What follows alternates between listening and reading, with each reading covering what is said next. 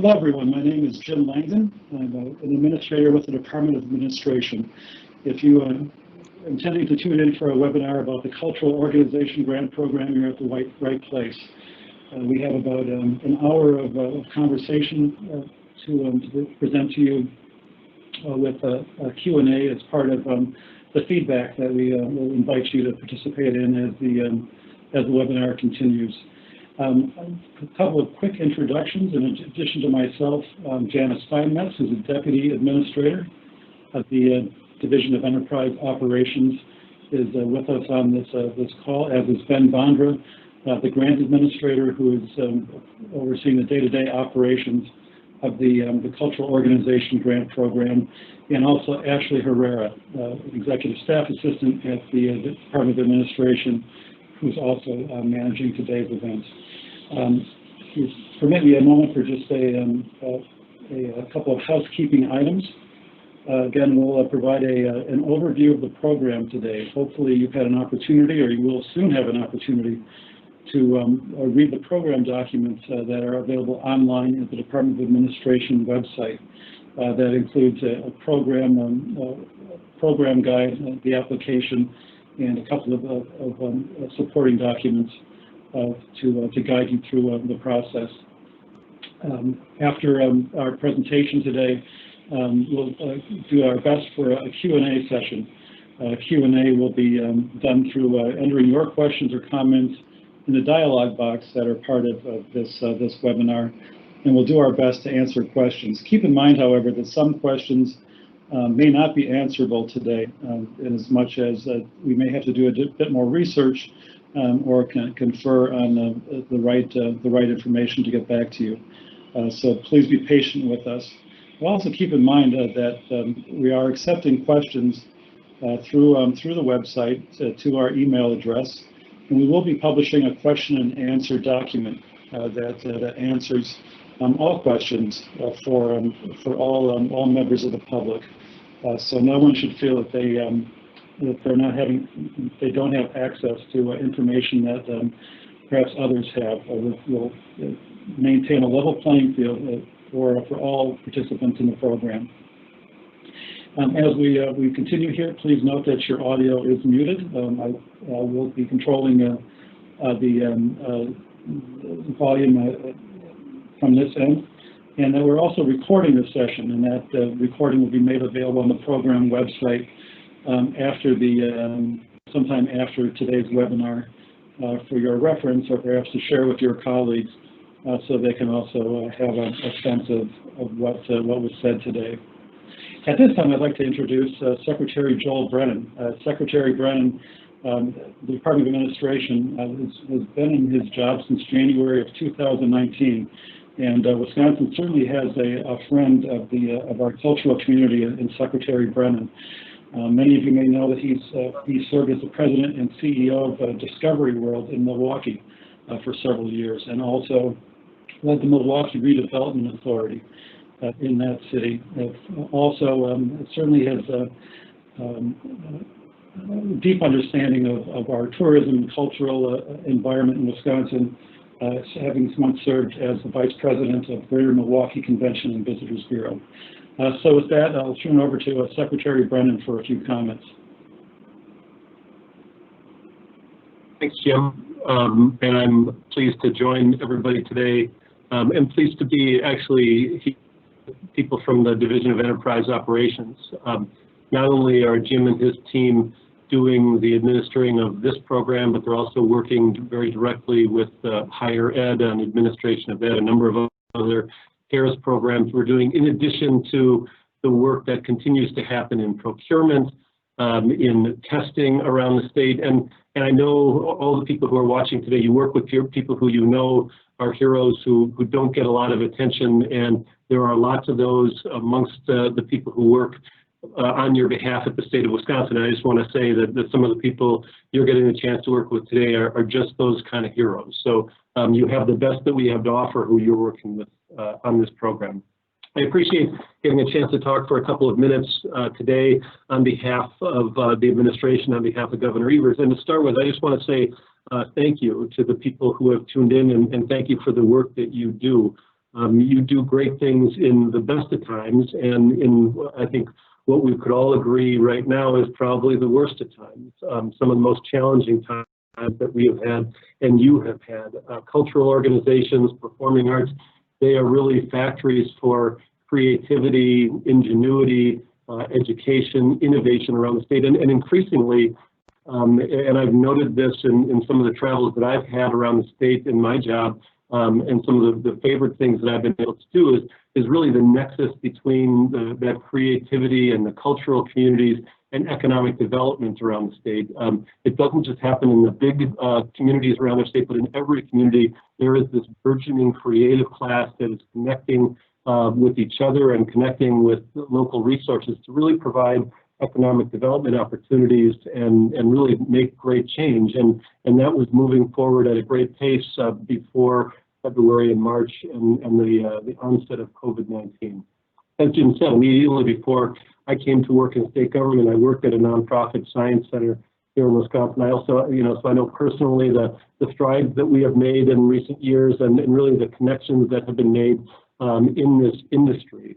Arts and culture has an economic impact of more than $10 billion in the state of Wisconsin, and part of the lifeblood of so many of the communities around our state, creating jobs, keeping young people in those communities, changing how our state looks at diversity, how it looks at education. And so the governor really has wanted to put a focus on this area as we have looked at how we're going to administer and how we're going to spend CARES funding, because as you know, everyone on this call is aware, nationally about more than 2.5 million jobs and $150 billion in revenue was lost between the months of April and July in that sector. And by most accounts, both nationally and here in Wisconsin, about a third of the people who are employed in this industry back in the early part of this year are now facing unemployment, at least those numbers. So the need is great. You were amongst the first to close down when COVID-19 hit. Many of you will be among the last to fully open. And so there's an acknowledgement that there's an outsized impact on your industry and on this industry in Wisconsin. And really, for doing the right thing, for doing the right thing by your customers, for doing the right thing by your employers, or your employees and your audiences to keep them safe during these troubled times. So aware of that landscape and the way things have happened, and also informed and instructed by some of the good work that the Wisconsin Arts Board has done. They did some work early on with CARES funding that was provided by the National Endowment for the Arts. So the work that has happened in the program that you're going to hear about today or you've read about really is informed by some of that good work and some of the work that's gone on already around the state. As you have heard, this is a $5 million program going to be administered through the Department of Administration.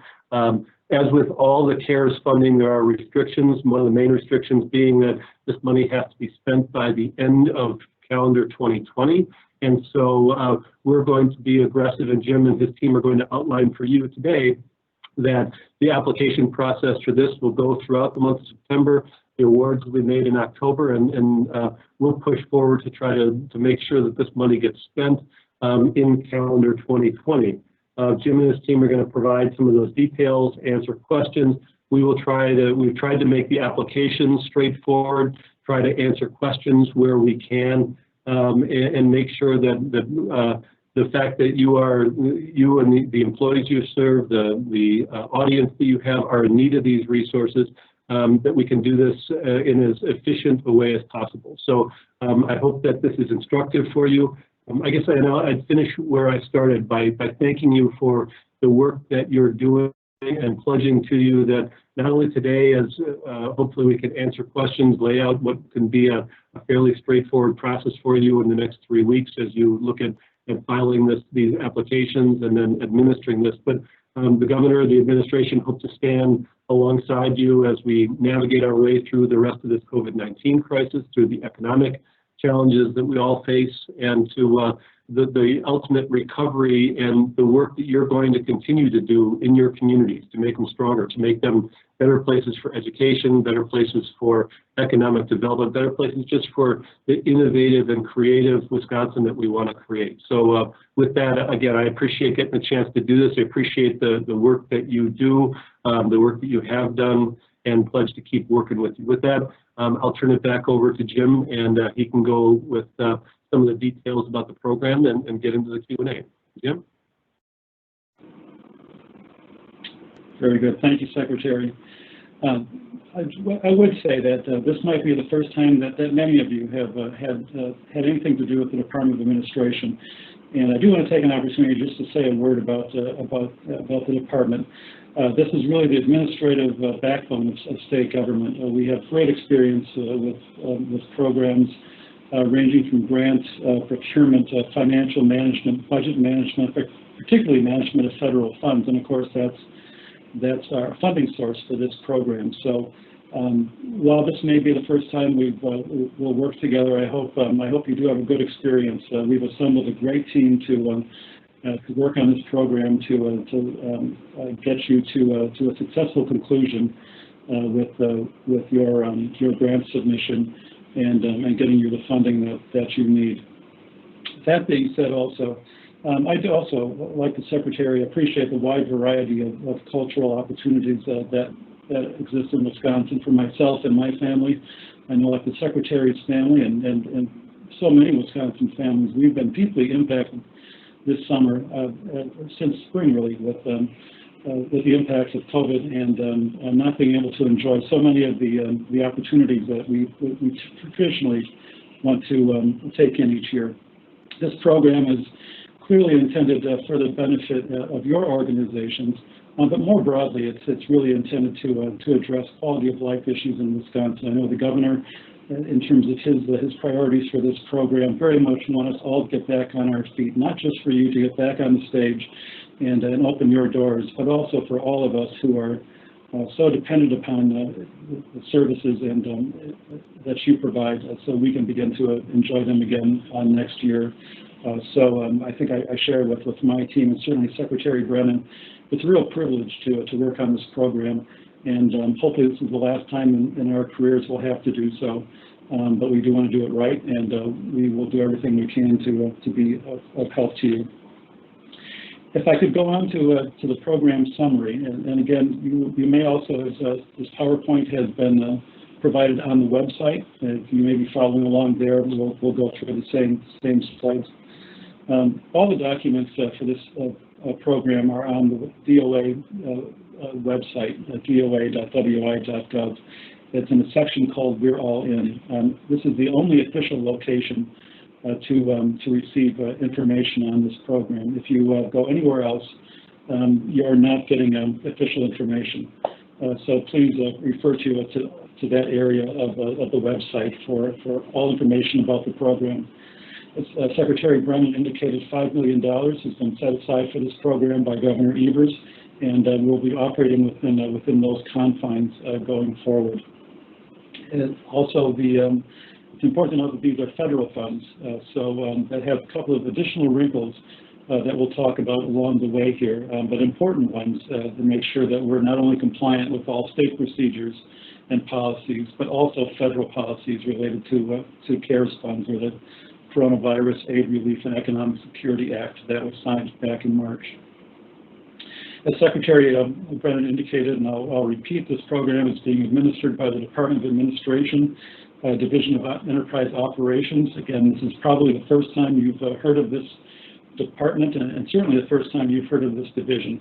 Many of you may have relationships with other state agencies, other public bodies that provide funding for your worthwhile programs.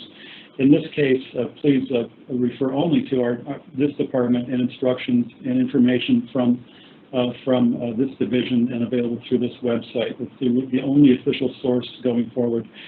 We know that you'll reach out to others, and that's fine. Hopefully they can be insightful in helping you throughout this public health crisis. But again, any questions that you have about the program, please do refer them just to us, so we can get you the information you need, but also share that insight with everyone else in the community of applicants for this program. If I could go to the next slide. So a quick program summary, we'll continue. Again, the awards are being made on a competitive basis. This is not a first-come, first-served program. I know that we've already received at least a handful of applications from organizations that are perhaps anxious to receive funding, or maybe perceive that if they get their application in first, they may be first in line. That's not the way this program works. We are doing this on a competitive basis. There's a deadline I'll speak to in just a moment, and do be mindful, however, of that deadline. Anyone who submits between now and that deadline will receive equal consideration for an award. So that being said, if you've already submitted an application and perhaps you have some misgivings about maybe you did it in some haste, or perhaps there's information that you received through this webinar or the Q&A that will follow, and you think you want to improve what you did, by all means send us an email asking that you withdraw that application, that first draft, and then please plan to resubmit. If you're comfortable with what you've submitted, fine. You've already you got yours in, and when we close the application deadline at the end of the month, you'll be in the queue and subject to the review process. But I do want to point out again, this is not first come, first serve. All applications received by the end of the month will get equal consideration. The maximum award of this program is the lesser of two numbers. So please keep this in mind as you construct your application. It's the lesser of $250,000, or 25% of your organization's average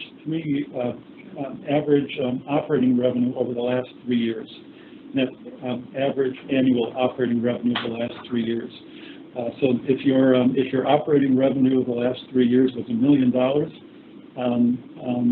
the maximum amount, the award that you could request is $250,000. Again, the lesser of the two. If your average operating revenue over the last 3 years was $100,000, you cannot request more than $100,000. Again, it's the lesser of those two numbers. And those numbers, that will be determined by the information that you provide in section 1 of the application. If you put a 0 in for your average operating revenue over the last 3 years, the maximum award that you can receive is 0. So we do need to have that average operating revenue figure for your application. The payments through this program will be made directly to eligible cultural organizations. So we're not supporting umbrella groups. We're not supporting consortia of organizations that may choose to otherwise apply jointly. These are awards directly to individual eligible cultural organizations. So your relationship with the Department of Administration is one-on-one. There's no intermediary between us. Important to note that these funds are only to be used for reimbursement of eligible expenditures or lost revenue due to the COVID-19 pandemic. I'll speak more to eligible expenses in a few minutes, but again, the purpose of this program is to address COVID-19 and not any other type of loss that your organization may have suffered during the past year. If you've had a fire or some other situation that's impacted your organization unrelated to COVID, this program is not for you. This again, be very focused in terms of how COVID-19 has impacted your organization as you complete your grant application. And again, I keep referring you back to the grant application and the announcements that's found on the DOA website in the We're All In section. That's your official source of information for all things related to this program. I'll go on to program dates. Again, this program is funded through the CARES program, which a federal program that has very specific requirements about the expense period.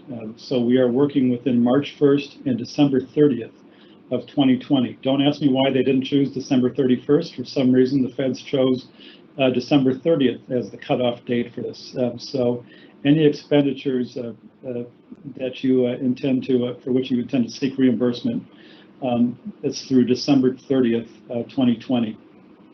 We announced this program 1 week ago, and actually delighted that so many of you have found this information either through Governor Evers' announcement, his website, or perhaps word of mouth. You do continue to let folks within your community know that this program is available. Following today's webinar, we will publish a Q&A document which will be put on the website, and that will give you a bit more information about anything that requires clarification from our grant application or program announcement. Applications are due by Wednesday, December 30th at 2 p.m. Central. Keep in mind that that's a hard deadline. I would encourage you to get it in just a bit before then, just to make sure that that the email that you send to us goes through, being mindful of any file sizes or any other technical issues that may prevent your email from hitting our inbox. Do keep those considerations in mind as you submit your application to us. But that 2 p.m. on the 30th is a hard deadline. We'll get right to work reviewing the applications, screening out those that perhaps don't qualify because they don't meet the requirements of the program, moving on to an evaluation process, and then providing a notification of awards in October. The execution of contracts will then immediately follow, and again, all expenses have to be incurred by December 30th. So the program will require that we have a final report due from you on how funds were used by the 1st of March of 2021. On to our eligibility page. So this program is limited to nonprofit, non-governmental organizations. If you're a government organization, if you are a county, a city, a village, a town, a subunit of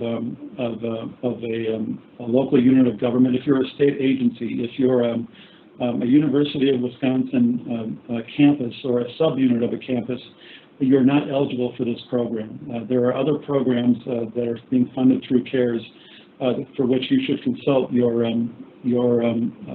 municipal or governmental leadership to try to access funding there. Again, this program is limited to nonprofit organizations. Secondarily, we intend to work with, and we will work with only those nonprofits that are in good standing with the state of Wisconsin through the Department of Financial Institutions Corporation's website.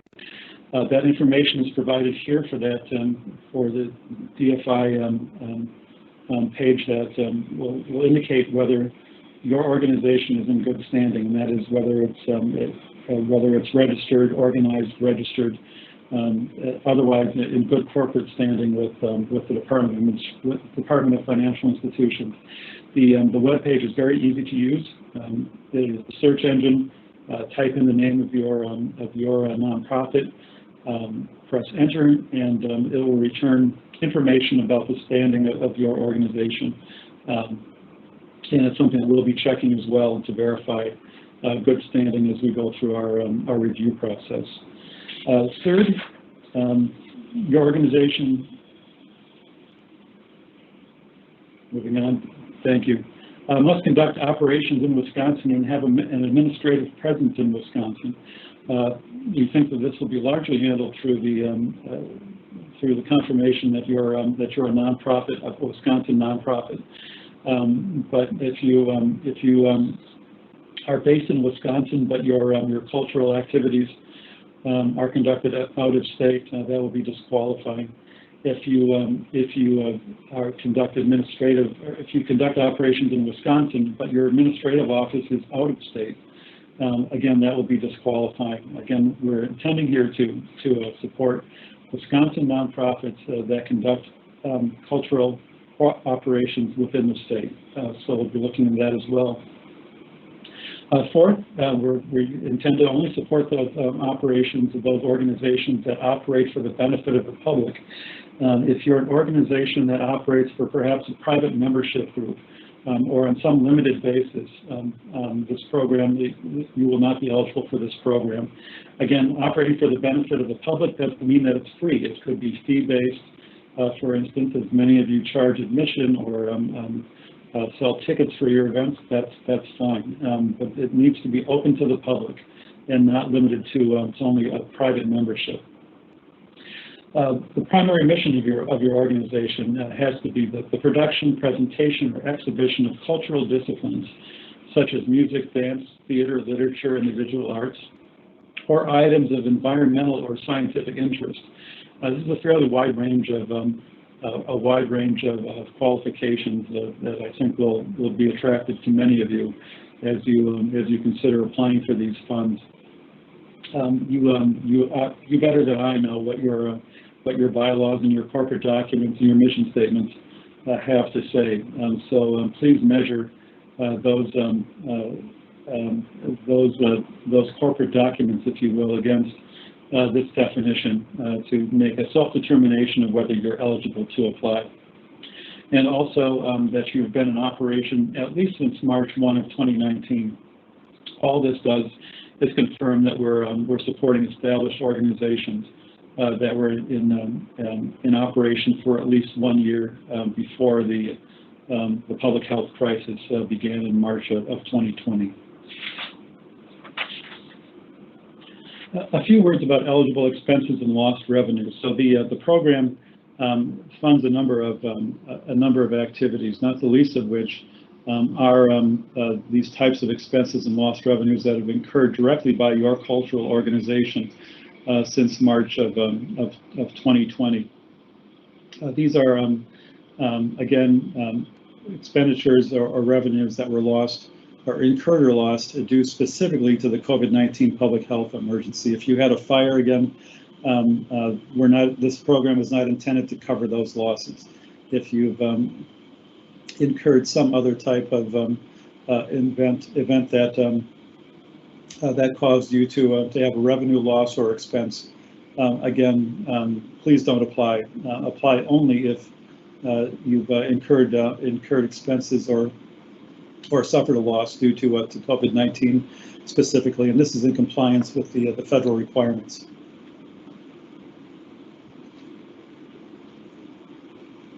The expenses must be incurred or revenues lost in Wisconsin or in direct support of the cultural organization's mission in Wisconsin.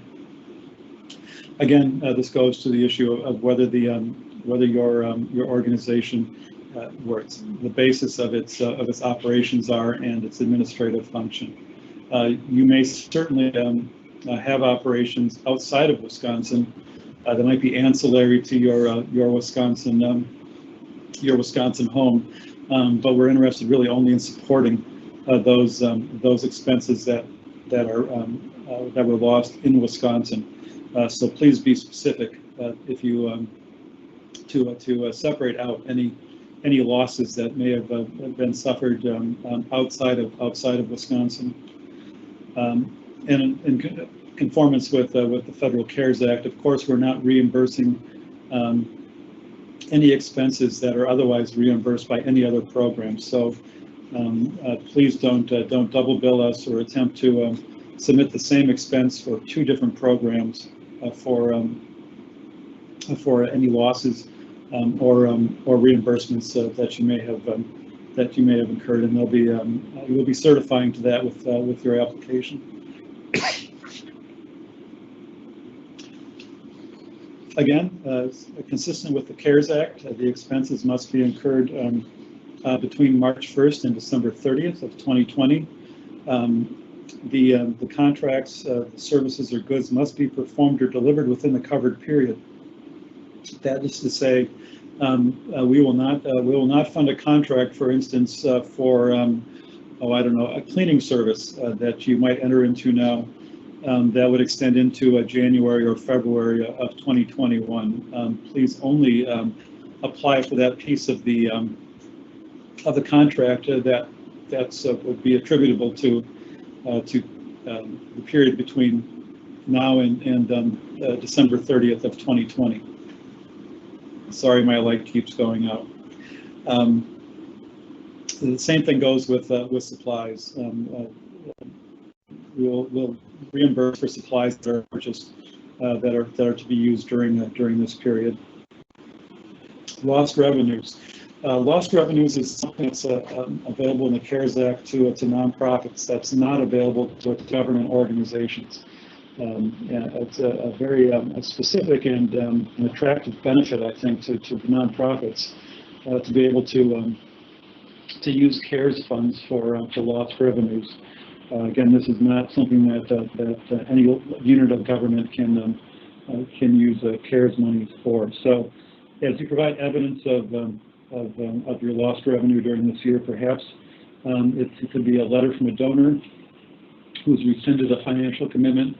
Perhaps it's evidence of lost revenue for 2020 compared to 2019, where as part of your supporting documentation, you might provide us a copy of a financial statement, or at least a salient page of a financial statement that shows that difference. That's the type of information we're looking for to provide verification of lost revenue during this period.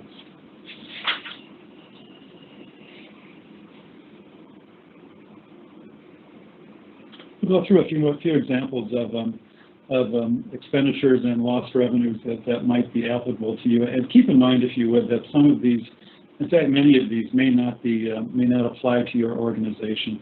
This is we intended this to be an expansive list. Certainly, it's not exhaustive, but we wanted to at least provide enough examples to hopefully catch everything that you may have incurred. If there's similar expenses that you've incurred that's not on the list, that's fine. Again, just keep in mind that it has to be attributable to an expense or lost revenue related to the CARES to the COVID-19 emergency. So, for instance, any emergency operation activities or services that relate to public health emergency services or public safety response. Perhaps your organization has been impacted in this way, where you've incurred certain expenses for emergency operation services that would be eligible. Lost revenues, again, that are related to the pandemic, and we did speak for a moment about rescinded financial commitments or revenue differences between the last 2 years, for instance. Again, we would appreciate receiving some documented evidence of those revenue losses over the last year or so. Employee costs, such as salary and fringe, that are not reimbursed from another source, such as unemployment insurance, are also an eligible expense. Paid leave for public health and safety employees to take COVID-19 precautions, maybe not applicable to cultural organizations, but it is certainly allowed within the CARES program, and we wanted to include it here as well. Medical and protective services and equipment, such as personal protective equipment that you may have had to purchase to maintain your operations through this period, would certainly be eligible for reimbursement. Temporary isolation housing for infected or at-risk individuals. Probably not something here, but again, if that's the case, surprise us. Let us know that you've had to provide some sort of temporary isolation or quarantine service for which you would request reimbursement. Cleaning, sanitizing, other costs of COVID-19 to mitigate the threat of the spread of the virus in your facilities and public areas. This could be cleaning supplies. It could be cleaning services. Again, all eligible for reimbursement through the program. Purchases of services and equipment to facilitate telework by your employees. If you've had to subscribe to services like the one that we're using now, for instance, to accommodate telework by your employees, that would be an eligible expense. If you've had to by web cameras for laptops, so you can communicate with your employees and they with each other in the manner that we're doing now. Certainly an eligible expense. A few restrictions. Again, there are no subawards available through this program. So the award that you receive through us is an award directly for the benefit of your organization. Please do not submit expenses on behalf of another organization or even a subunit of your organization. This is really a direct relationship between the state of Wisconsin and your organization. So again, no subawards. Of course, you can request reimbursement for contracted expenses that are compliant with the program, but subawards, again, a pass-through. In other words, not a contract for services are not allowed. I've noted before, and I'll note it again because this is a huge deal for us and for the feds, that the same expenses or lost revenue cannot be reimbursed from any other source. If you intend to, or if you've received an award from another source for an expense or a lost revenue, please do not apply for this program. Again, we're looking to, and we're obligated under federal law to reimburse an expense once, and there will be no double billing, if you will, of any expenses or lost revenue that you might have otherwise attracted funding for. Again, I'll do this again, refer you back to the grant announcement and the application, which are on the We're All In portion of the Department of Administration website. We've developed, I think, a fairly clean document to explain these factors. And again, before you hit send on a message to us for a question on, please make sure you've read the document and look for the answer there before you've contacted us. As I noted, the state will enter into grant agreements with successful applicants. I expect this to be a very fast process. So we don't have a lot of time now between now and the end of the year to get money in your hands and for you to use it for the manner in which you will apply for funds. Please, to the extent that you've provided contact information in your grant application for a specific individual, please make sure that the email is entered accurately. Please provide some assurance that that person will be checking their email and monitoring their communication throughout the month. To the extent that we require additional information or want to be in contact with you to execute an agreement, it'll be much easier if we're all available and maintaining contact with each other throughout the month of October, particularly.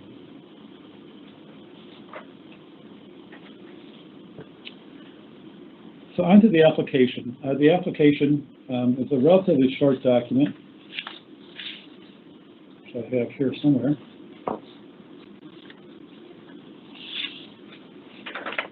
The application, again, this is a document that's on the We're All In section of the DOA website.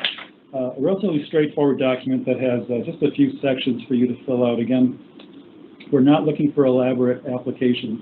We don't have time for elaborate applications, and frankly, we're looking for relatively terse description of your need, with limited to just a few hundred words, so we can move this program along rapidly. The application form is certainly required, and I'll go through the sections of that. There's an appendix, Appendix A, for the budget portion of this, for which you'll give us an itemization of the expenses or lost revenue for which you're applying. You can certainly designate any confidential information that you would prefer not to be released publicly that may be included in your application. I would say this, that designation is taken under advisement by our legal services folks who fulfill open records requests, and will be given all consideration possible as we consider what information to release publicly. You'll have to have a W-9 on file with the state. That information is provided in Appendix C. And part of your application, you can also provide up to 10 pages of supporting documentation for your application. I've covered a couple of those types of items so far, but I'll say a few words about that in just a moment. If we could go on to the sections. Section 1 of the application is really your information, information about your organization. This is not scored, but you must complete all the fields. Please don't make us come back to you and ask for additional information or to complete a field. In fact, don't count on it. Again, we intend to move very quickly after the application deadline, and if a field is not applicable, then just mark it as such. Please do complete everything in the application. The narrative section of section 1 is really your opportunity to tell us about your cultural mission, your activities, and the services that you provide. Again, I think this is limited to just a few hundred words.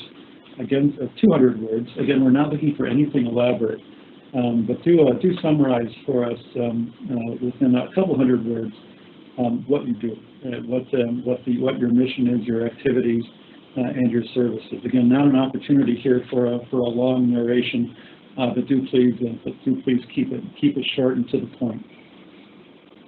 We also then go into the scored section of the application, and again, please complete all of these sections, and do adhere to the word limits.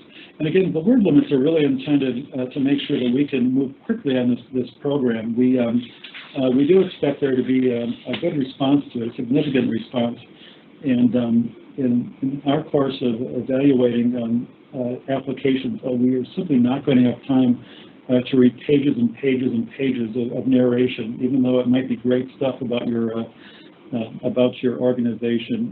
We need to get to the point quickly, and are asking that you limit your submissions to just a few hundred words in these sections. So financial need, for instance, how the pandemic or public health emergency has impacted your organization's operations and services, and how these impacts are directly tied to your financial need. Your cultural programming, give us a good sense of the degree to which the production, presentation, or exhibition of disciplines are a component of your mission and goals for your organization. And then finally, the area and residents served. We want to know something about your administrative presence and where you operate. Are you a local organization, county, statewide? Your general impact on the community served. This is a moment for you to talk about all the good things that you do for the public as you make your services and productions available to within your community and on a broader basis. So do take full advantage of those narrative sections, and do keep in mind that you're writing for reviewers who are possibly having to read dozens or more of these applications, and we'll be looking for information that gets to the point and will help them understand what they need to know about your organization. We will also have a budget section for the program as well. Again, this is not scored, but we do want to take a look at what you're claiming payment, whether it's an expense or a reimbursement. So there's a line item, a documentation of those expenses, which will then total up to a field on top. You can feel free to group similar expenses together, however you want to present it. That's just fine. Again, keep in mind that these expenses have to be for eligible expenses or lost revenue. And again, I'll refer you back to the grant announcement. Again, I refer you to the limits of the program. You may be an organization with $500,000 of eligible expenses. please don't apply for more than $250,000. It's just going to make it more complicated for us to go back and adjust your documentation to conform to the program limits of 250. Conversely, I should say, along with that, please be mindful of the 25% limit on operating revenue for the average of the last 3 years. So if your operating revenue for the last 3 years was $100,000, the amount for which you could apply would be $25,000. Please make that the amount for which you apply. We're asking you to self-govern on this, so we're not having to make determinations or otherwise adjust your application to get to the right level. So we're asking you to pay particular attention to the budget section to make sure that you comply with those requirements on the maximum limits. Finally, there's a final page, an attestation, and the required signature. You'll be attesting to certain program requirements. We'll ask that an authorized person from your organization be the signatory on this. We will certainly take a typed score on this. Again, we want to move quickly, and we frankly don't have the technology in place to do a verified signature, if you will. So if you wish to type in the name of your designated and authorized representative, please feel free to do so. But that's an important piece of this application as well. And please do not leave it blank as it hits our inbox. Supporting documentation, again, not required, but it is recommended, and I would ask that you do use this opportunity judiciously. Again, a 10-page maximum. That could be financial documents, letters from your patrons. Perhaps someone has rescinded a donation. Feel free to erase the name of the patron if you like.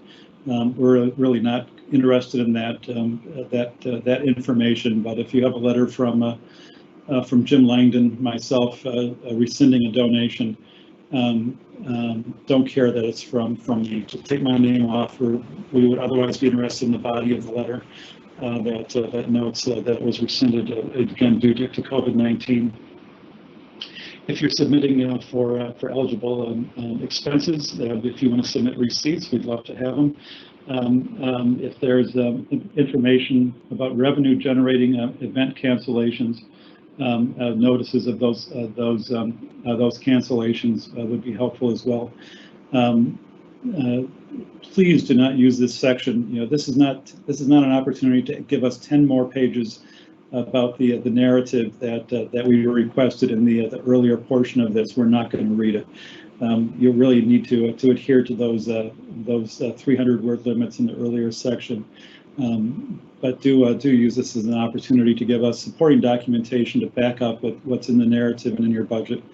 Again, I ask you to be mindful of file sizes. It can be tricky to send very large emails through perhaps through your servers or into ours. So be mindful that a 60 meg file may not, it probably won't come in to make it through our system. You might get a bounce back, and that could cause you to miss the application deadline. So please keep that in mind. Please also don't use this as an opportunity to embed videos. Again, we're looking for documentation, not other forms of audio or video submissions through this. Don't send us information that includes hot links to other information. So a PDF, for instance, that has a hot link to go read your financial report, we're not going to do it.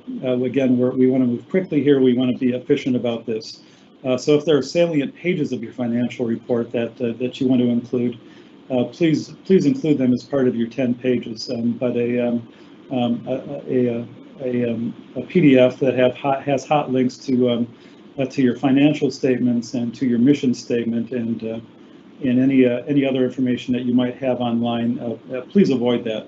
In fact, don't do it at all. Just send us scans or pages of those pages that are salient and will be helpful to us to evaluate and give your application a high score. A couple of additional notes that your organization is solely responsible for documenting your expenses. That's the case with this program, with every other program that the state is administering with CARES funds. So it's your responsibility to maintain documentation of expenses.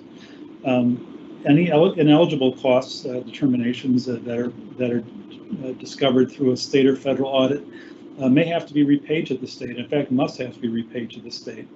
So please be mindful of that as you request funds and reimbursement here. It's dealing with federal money is not a time to stretch the envelope or go beyond the bounds of what's allowed. Please stay within the confines of the program, and I think you'll be just fine.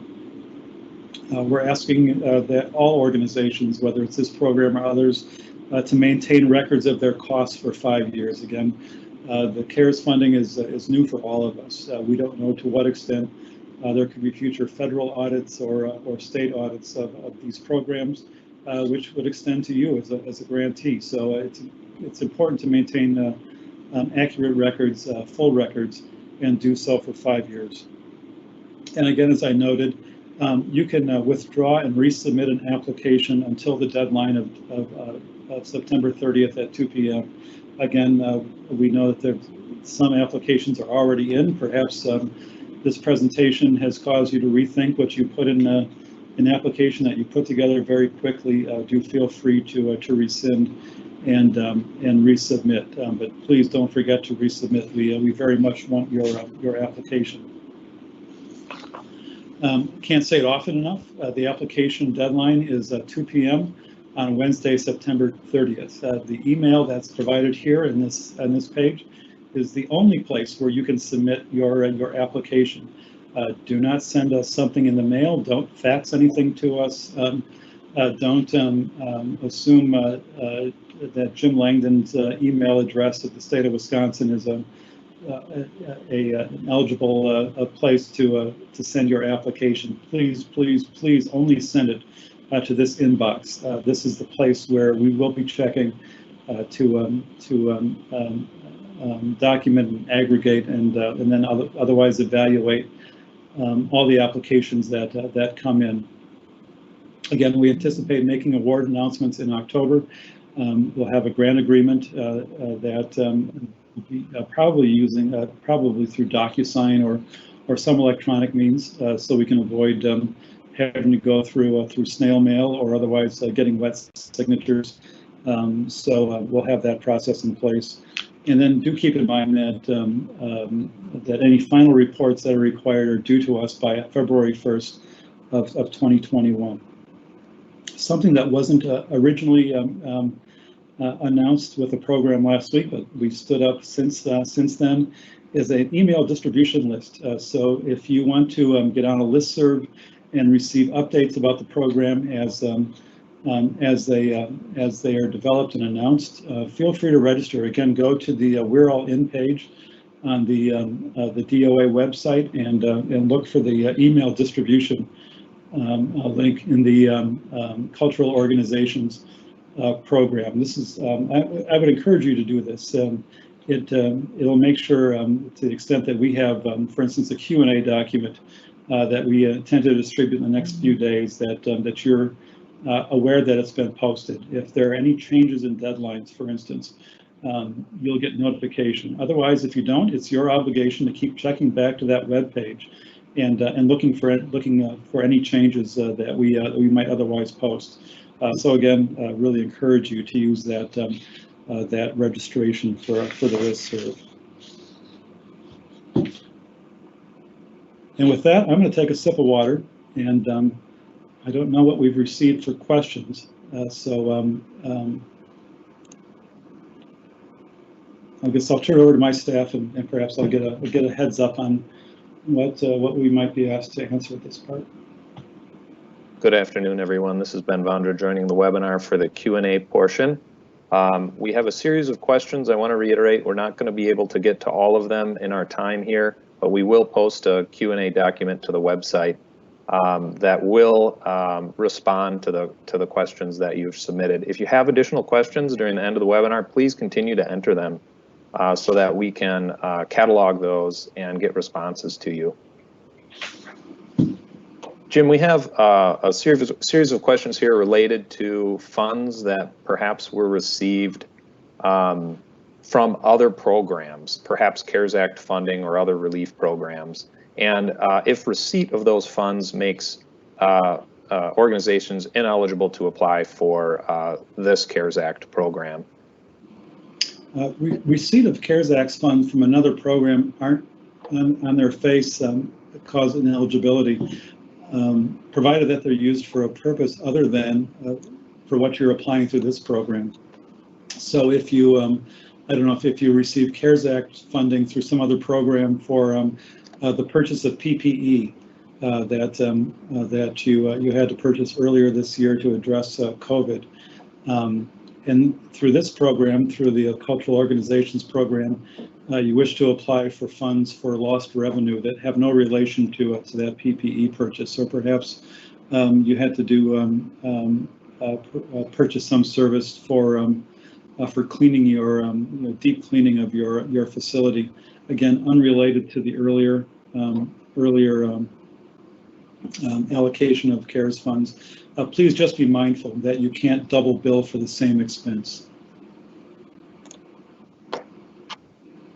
Thank you. And we have another couple questions here regarding expenses and lost revenues through the end of the year. I think they're looking for confirmation that indeed, even though expenses or revenues have not been incurred through today, if they expect to incur those lost revenues or expenses through December 30th, they should or can include them in the application.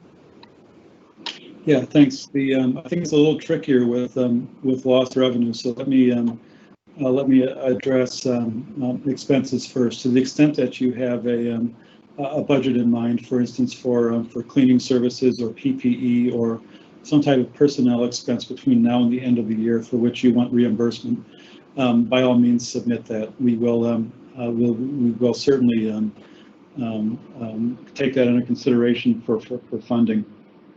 And then we would then expect that you would submit your receipts for those expenses by the February 1st deadline for your final report. The projection of lost revenue is a little trickier, I suspect. Again, we're looking for a period of March 1st through December 30th. So we're looking for a similar period in between 2020 and 2019. To the extent that you can project what those lost revenues might be to the end of the year, we would certainly take that as an eligible expense. However, please expect that we would then expect that by February 1st we would receive from you documentation verifying that you actually incurred that lost revenue during that period. So if, for instance, your organization expects to have lost revenue of $75,000 from March 1st through December 30th, and we would expect that, and that would compared to the same period in 2019. So let's say last year you had 100. Let's use rounder numbers here, shall we? Well, we'll stick with 75. Last year you had $150,000 of revenue. This year you expect to only have $75,000 of revenue, only half the amount that you had last year, and that would be the basis of your request. We would then expect that by February 1st you would provide us some documentation, audited documentation, on what your actual losses were. And if it turns out that during that same period you had $100,000 of revenue, good for you. It was a bit more than you expected. we would then expect $25,000 back because that would not have been an eligible expense. So it becomes a little trickier, but be mindful of that possibility. Thank you. We had a couple questions here, where to find certain information or forms. Please visit the program website, the DOA website. We're all in section. We have all the forms, including the application, grant announcement, and required supplemental forms on the website. And please download those, review those carefully, but they are all available on the website. A question here, Jim, regarding for the last 3 years of operating revenue, should they include 2020?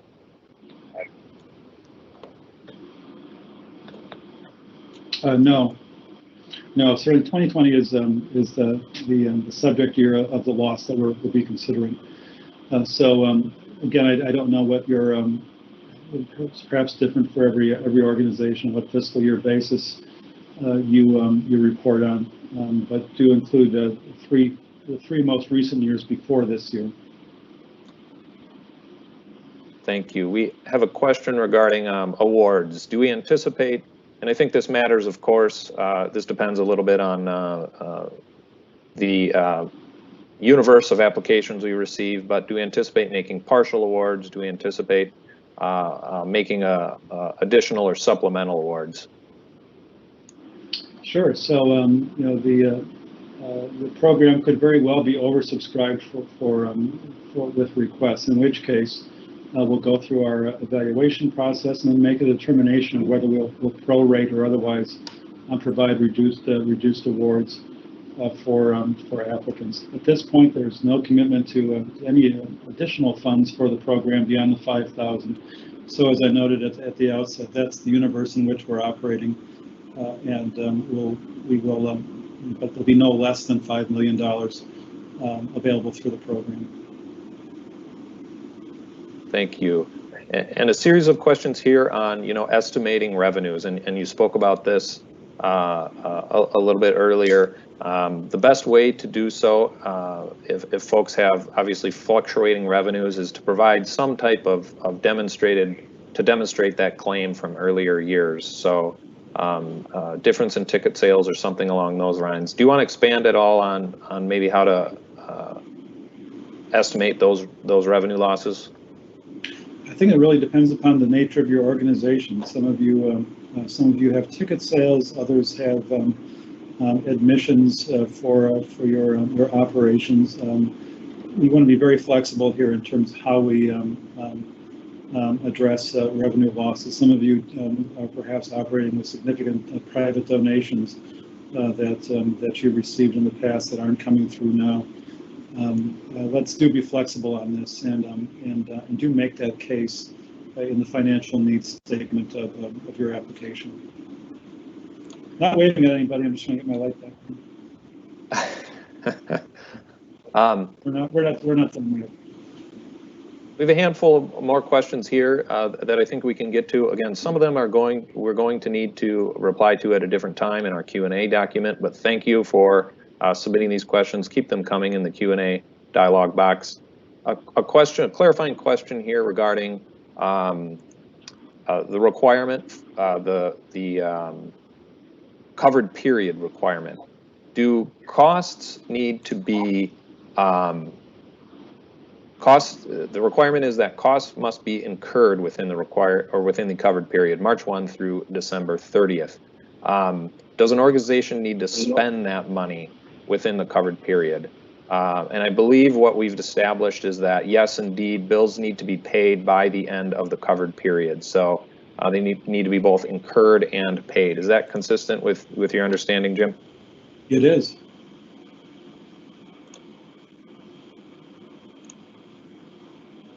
Looking through some additional questions here to see if we can get to a couple more. A series of questions here as well relating to independent contractors or perhaps outside expenses. And I think those types of expenses or lost revenues, so long as they appear in your budget and they are incurred or experienced by the cultural organization could potentially be eligible for reimbursement so long as they meet the other requirements. I believe that's consistent also with some remarks you made earlier. It certainly is, yeah. Again, be mindful we're not funding pass-throughs or allowing you to make sub-grants, but to the extent that you need to contract for services, those would be eligible. And a number of questions on eligibility of specific organizations. They may have a variety of different activities that they perform in. So a couple of the organizations are museums, nature centers, in addition to performing arts centers that might display or perform in the arts. And I think in terms of eligibility, that's something we want to cover in our Q&A document. We'll have some additional guidance. And Jim, do you want to speak just a little bit to the eligibility question? I know we had several slides on that earlier. Sure. So again, ask folks to be mindful for the definition of cultural organization in the program document. Please measure that against your corporate documents, your mission statements, your bylaws, or your perhaps articles of incorporation for your mission and your purpose. I'm reluctant at this point to make any broader statements that might be based on hypotheticals. Please take a look at that, and if you have specific questions, send them to us. But again, reluctant to go much further than that at this point. Question here related to revenues that are not used by the end of the year. So if an organization were to anticipate expenses in November or December, let's say, and those did not materialize, they did not incur those, would they need to pay those funds back? They would. Yes. Yeah. This program, again, like all CARES Act funds, are only for eligible expenses, so the monies could not be rolled into some other purpose or be kept for some other purpose. And also a question here, I think that goes to the sort of double dipping reference. And I believe I'm correct in saying that organizations should not apply for funding for both lost revenues and expenses that cross each other out essentially in the budget. Is that correct? So for example, if revenues from a ticket sales pay for staff, they should not request both the ticket sale loss and the staff expense. Correct. Yeah, that would be effectively applying for the same expense twice. Yes. A number of questions here we'll need to get back to folks on. I really appreciate that they're coming through here.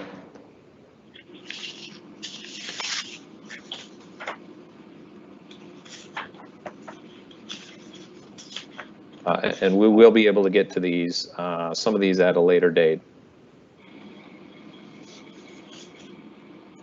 Very well. I think we're about at time here, and we've gotten to all the questions I think we're able to answer in this format. I want to appreciate or let everyone know that we appreciate their time this afternoon, and we'll get to these questions and post them on the program webpage. Jim, do you have any final thoughts?